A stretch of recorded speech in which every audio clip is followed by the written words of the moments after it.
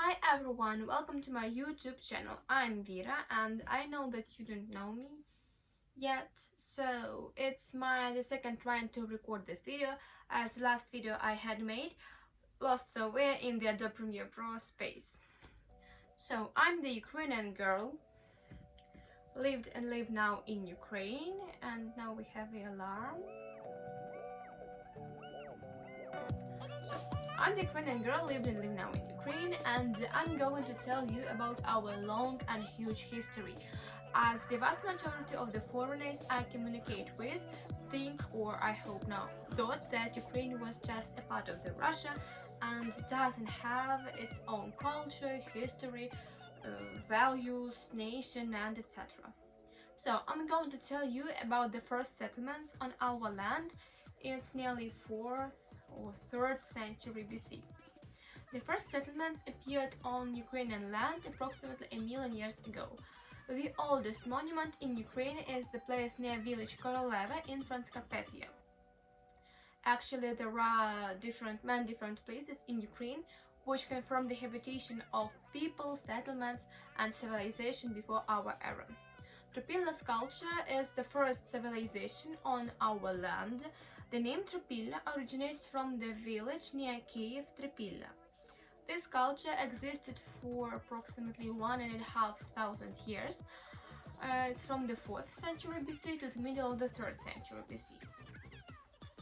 Most of us know the main characteristics of the civilization: its creating of the towns, creating of the crafts, forming of the state, and writing.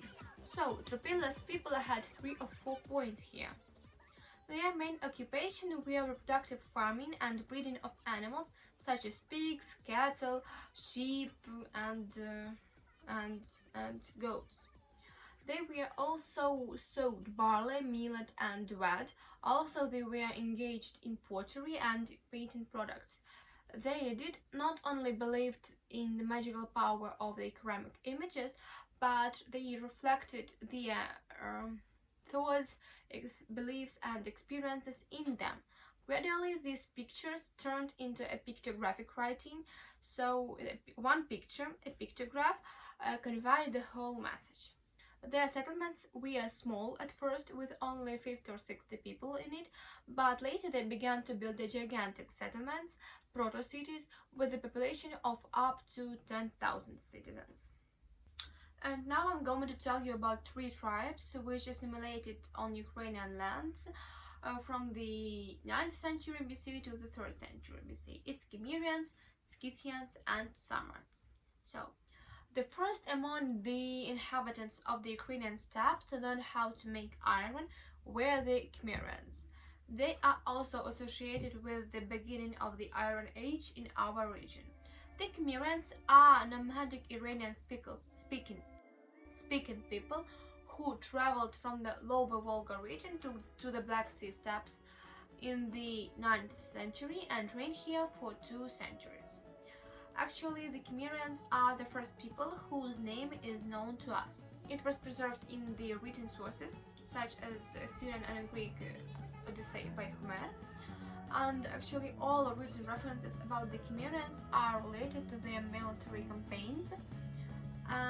It was the first people on Ukrainian land, which researchers call nomadic. They didn't build their houses, and their lives consisted with traveling either on horseback or in ox carts. The basis of their economy was horse breeding, and what horses wouldn't give, the Cimmerians conquered. But no matter how invincible warriors they seemed, in the 7th century their rule in the Black Sea steppes collapsed, and they themselves dispersed, conquered by much more powerful Scythian tribes. The Scythians moved to our Black Sea steppes from the steppe region of Transcaucasia. Like the Cimmerians, Scythian farmers were nomads whose economy was based on the horse breeding. They also had considerable experiences of traveling to the countries of East Asia. And like the Cimmerians, Scythians were Iranian speaking. At that time of their greatest power, Scythian extended their power of power over many neighboring nations. 5th-4th century, the Scythian society flourished. Royal barons testified to the power of the Great Scythia at that time. Among the most famous are the mounds of Чортомлик, Солоха, Кайманова могила, Товста могила, and etc. Scythia reached its highest rise in the 4th century during the time of King Atreus. From the Greek sources, we know that this warlike king won his power by campaigning all lands from the Danube to Don.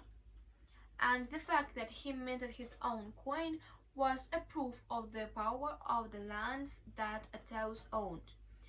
And by the way, he pursued very aggressive policy. In the 3rd century BC, in the Black Sea steppes, the Scythians were replaced by the Sarmatians. These Iranian-speaking nomads came from the Ural-Volga steppe. Actually, science doesn't know how they called themselves, but the Greek and Romans called them Sarmatians. Scientists assume that the origin of the name of this tribe came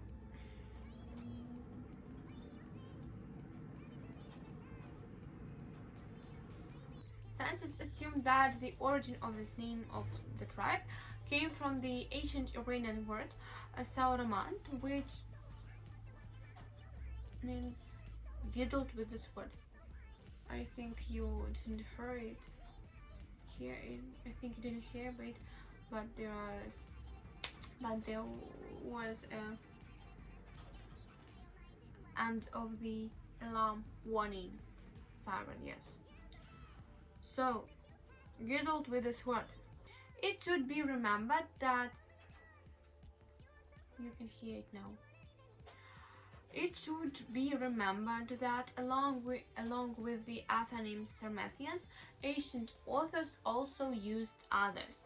It is explained by the fact that Sarmatians lived in the tribes, each of which had its own name, such as Yazyks, Roxolans, Aorsi, Syrax, Alans, and etc.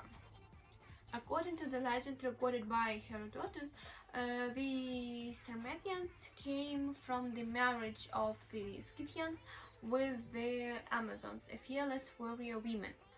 Life and everyday life were similar to Scythian tribes. They were also nomadic pastoralists, and military campaign was very important to them also. Ancient sources tell us about the equipment of the Sarmatians, their militancy. They also took part in wars, particularly in wars against Rome. Rule of the Sarmatians was put to an end by the Germanic tribes of Goths, and later by the influx of the new nomads from the east, the Turkic-speaking Huns.